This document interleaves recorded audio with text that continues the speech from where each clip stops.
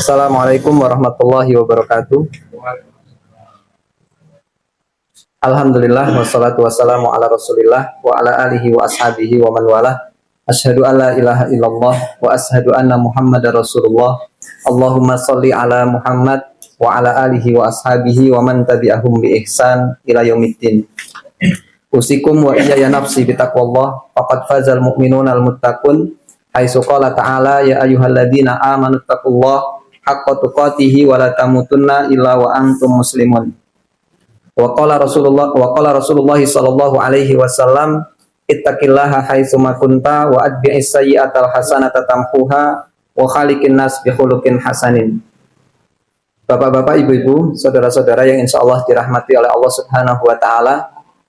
Alhamdulillah, kita mengucapkan puji syukur kepada Allah Subhanahu wa taala atas limpahan nikmat dan karunia yang diberikan oleh Allah Subhanahu wa taala kepada kita. Tidak terasa Ramadan berlalu begitu cepat. Ternyata sudah satu putaran. Saya sudah berdiri lagi di sini, artinya sudah seminggu, mumpun seminggu muter, sudah 7 hari kita berada di bulan Ramadan.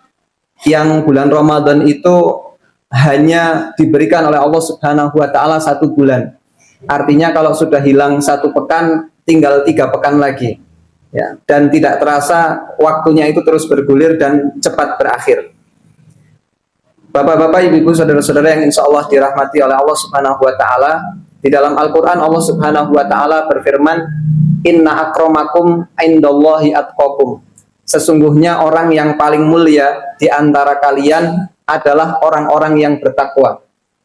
Kemuliaan bukan diukur dari seberapa banyak seseorang itu memiliki harta. Kemuliaan tidak diukur dari seberapa cantik atau seberapa tampan seseorang itu diciptakan oleh Allah Subhanahu wa taala. Kemuliaan itu tidak diukur dari apakah dia seorang laki-laki ataukah dia seorang perempuan. Kemuliaan itu tidak diukur dari apakah seseorang itu lahir dan hidup di Indonesia ataukah dia lahir dan hidup di Ethiopia misalnya. Allah Subhanahu wa taala mengukur kemuliaan seseorang dengan kadar ketakwaannya di sisi Allah Subhanahu wa taala.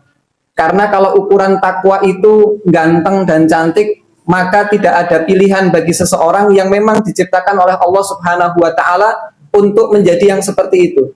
Kalau ukuran kemuliaan itu adalah menjadi seorang laki-laki atau perempuan, kita tidak pernah bisa memilih kita terlahir sebagai laki-laki atau perempuan. Kalau ukuran mulia itu karena seseorang itu lahir di Arab atau lahir di Indonesia, kita tidak pernah bisa memilih kita mau lahir di Arab ataukah kita lahir di Indonesia. Maka Allah Subhanahu wa taala dengan keadilannya menjadikan ukuran kemuliaan manusia itu adalah takwanya. Dan Allah Subhanahu wa taala ketika menjadikan standar kemuliaan itu takwa, Allah Subhanahu wa taala memberikan jalan bagaimana supaya seseorang itu menjadi orang yang bertakwa. Di antaranya adalah dipertemukannya kita dengan bulan Ramadan. Allah Subhanahu wa taala hendak meningkatkan derajat kita di sisi Allah dengan kemuliaan berupa ketakwaan. Ketika seseorang dipertemukan dengan bulan Ramadan, kemudian dia mampu melaksanakan apa yang dititahkan oleh Allah Subhanahu wa taala kepadanya, yaitu kepada orang-orang yang beriman. Ya ayyuhalladzina amanu kutiba alaikumus syiyam kama kutiba alal ladzina min qablikum la'allakum tattaqun.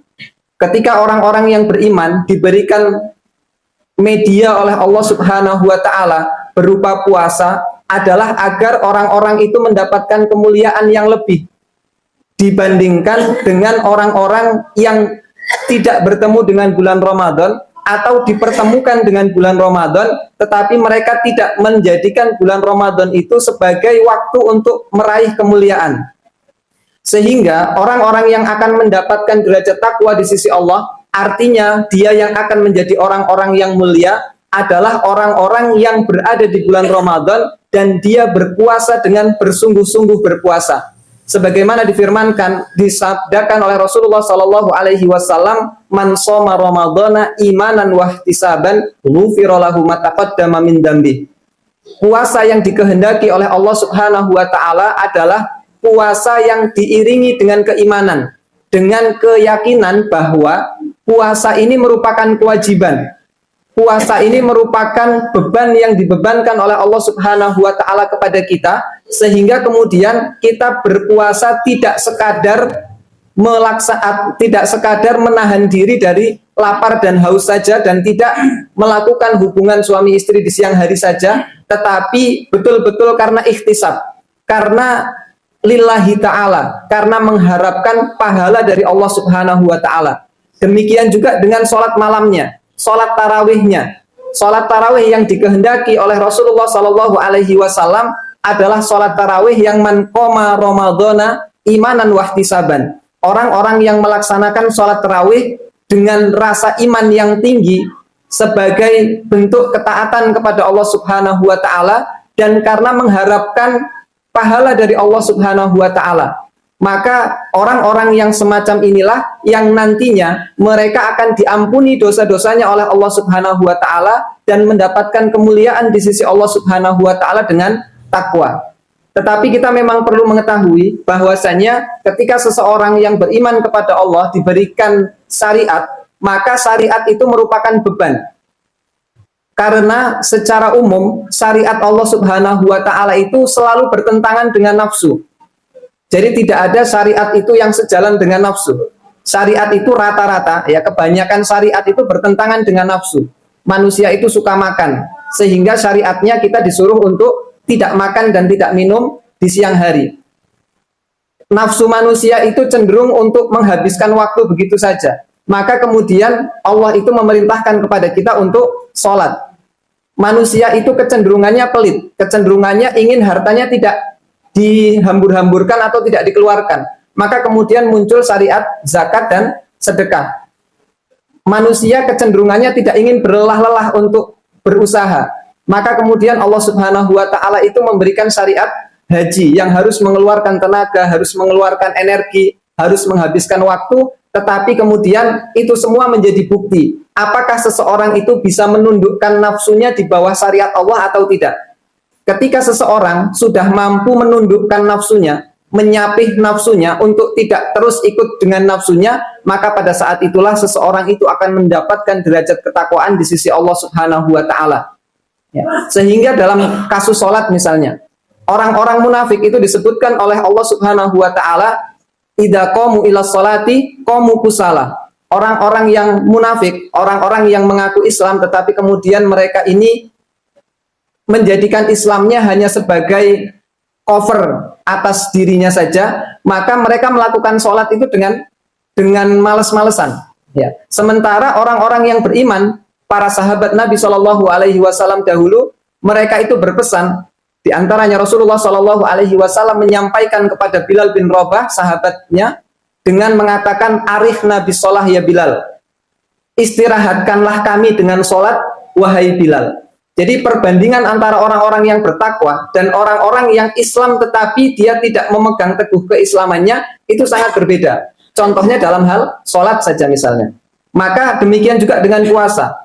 Orang-orang yang berpuasa kemudian ia betul-betul mengharapkan pahala dari Allah Subhanahu wa ta'ala, mereka akan menjadikan puasanya itu ringan. Sementara orang-orang yang berpuasa tetapi nafsunya masih mengelabui dirinya, maka puasanya itu menjadi sesuatu yang sangat memberatkan baginya.